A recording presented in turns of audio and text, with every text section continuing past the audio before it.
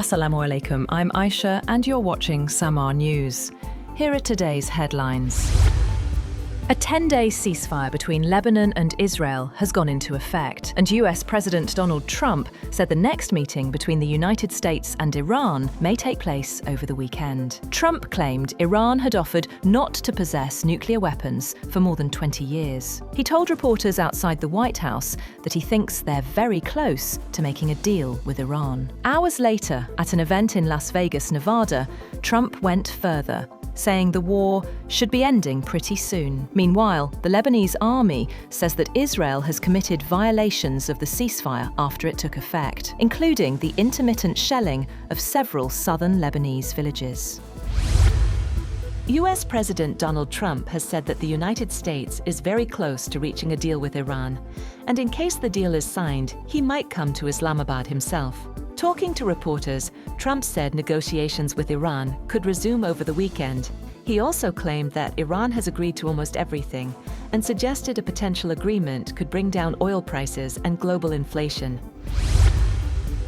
President Donald Trump says Israeli and Lebanese leaders have agreed to a 10-day ceasefire. In a social media post, Trump said he held discussions with Benjamin Netanyahu and Joseph Aoun and described the talks as excellent. He added that US officials, including Vice President J.D. Vance and Secretary of State Marco Rubio, have been tasked with supporting efforts toward a lasting peace. In a separate post, Trump said he would invite Joseph Aoun and Netanyahu to the White House for talks in a week or two so that they could engage in meaningful talks. The planned meeting carries significance, as Israel and Lebanon have technically remained in a state of war since 1948. Making any direct engagement a notable diplomatic step. Iranian Parliament Speaker Mohammad Bakir Ghalibaf has reacted to the Lebanon ceasefire, crediting Hezbollah's resistance while acknowledging Pakistan's diplomatic role. In a message posted on X, Ghalibaf said the ceasefire was the result of Hezbollah's steadfastness and the unity of what he described as the axis of resistance. Ghalibaf thanked the state of Pakistan and Chief of Army Staff Field Marshal Asim Munir for their role in mediating and endorsing the ceasefire. The speaker concluded by reaffirming commitment to existing pledges, stating that we are true to our pledge. Pope Leo has blasted leaders who spend billions on wars and said the world was being ravaged by a handful of tyrants, in unusually forceful remarks in Cameroon, days after US President Donald Trump attacked him on social media. Leo also decried leaders who used religious language to justify wars and urged a decisive change of course in a meeting in the biggest city in Cameroon's Anglophone regions, where a simmering conflict going back nearly a decade has left thousands dead. The pontiff said the masters of war pretend not to know that it takes only a moment to destroy, yet often a lifetime is not enough to rebuild. Chief of Defense Forces Field Marshal Asim Munir has met Iranian Parliament Speaker Mohammad Bakir Ghalibaf in Tehran as efforts continue to prevent a return to conflict. The Field Marshal later met Major General Ali Abdullahi, commander of the Iranian Revolutionary Guard Corps' Khatam al-Anbiya Central Headquarters. Officials say the visit has raised hopes for a second round of talks and a possible extension of the current ceasefire. Prime Minister Shehbaz Sharif has arrived in Turkish resort city of Antalya to attend the 5th Antalya Diplomacy Forum. He was received by local officials, including Governor Hulusi Sahin, along with Pakistan's ambassador and senior diplomats. During the forum, the Prime Minister is set to participate in the Leaders' Panel, where he will present Pakistan's perspective on key global issues. He is also expected to hold bilateral talks with President Recep Tayyip Erdogan and other international leaders on the sidelines of the event.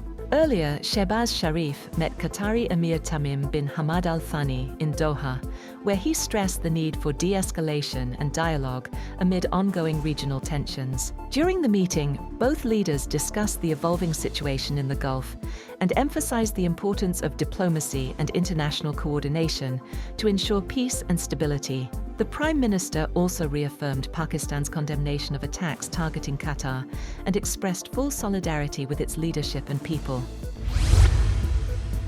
Russia has accused Ukraine of repeatedly violating the Easter ceasefire, with Foreign Ministry spokeswoman Maria Zakharova claiming Ukrainian forces breached the truce more than 6,000 times. The ceasefire, announced by President Vladimir Putin for April 11th and 12th, was intended to signal a pause in hostilities. But Moscow said Kyiv failed to show genuine commitment to peace. Zakharova also raised concerns over the reported detention of a Russian child in Mexico, linking the issue to broader diplomatic tensions. All 8 people on board a helicopter have been killed when it crashed in Indonesia's West Kalimantan province as search teams tried to retrieve the bodies and wreckage. The head of Indonesia's rescue agency said Airbus H130 helicopter lost contact 5 minutes after taking off from a plantation area in Malawi. He said the location of the crash, or loss of contact, is in a densely forested area with steep, hilly terrain, adding rescuers had found debris suspected to be the tail of the helicopter approximately 3 kilometers west of where contact was lost. The cause of the crash remains unclear.